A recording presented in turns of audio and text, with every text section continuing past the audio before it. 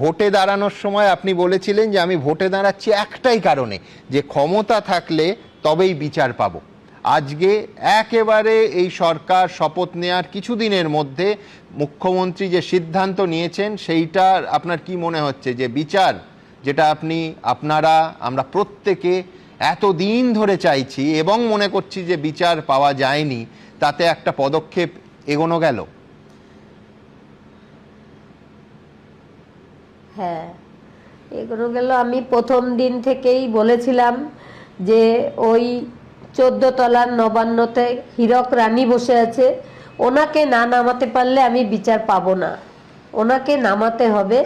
এবং এখানে বলেছিলাম আমাদের যে এমএলএ নির্মল ঘোষ, ওই ঘোষ ফ্যামিলির অভিশাপ থেকে আমি পানিহাটিকে মুক্ত করব, আমি সেটা পেরেছি। আমি হীরক রানীকেও নিচে নামাতে পেরেছি।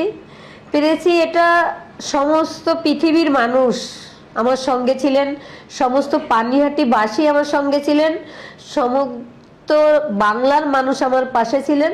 এবং সেই 9 তারিখ আমার মেয়েকে গোটা বিশ্ব তাদের নিজের মেয়ে বলে সবাই বিচার চাইছিল। তাই এই পানিহাটির দিকে সবাই তাকিয়েছিল।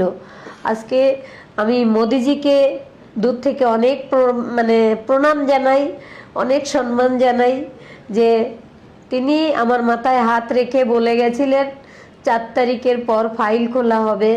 এবং আমাদের মুখ্যমন্ত্রী শুভেন্দু দাকেও আমি করজোড়ে প্রণাম করি,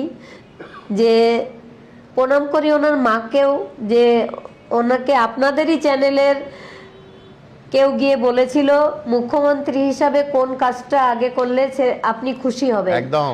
তখন মাসিমা বলেছিলেন আরজি করের মেয়েটার বিচার যদি করে আমার ছেলে, তাহলে আমি খুশি হব। তো আজকেও আমি শুভেন্দুদাকে বলেছি যে আমি মাসিমার কাছে যেতে চাই, মাসিমাকে গিয়ে করজোড়ে আমি প্রণাম করতে চাই।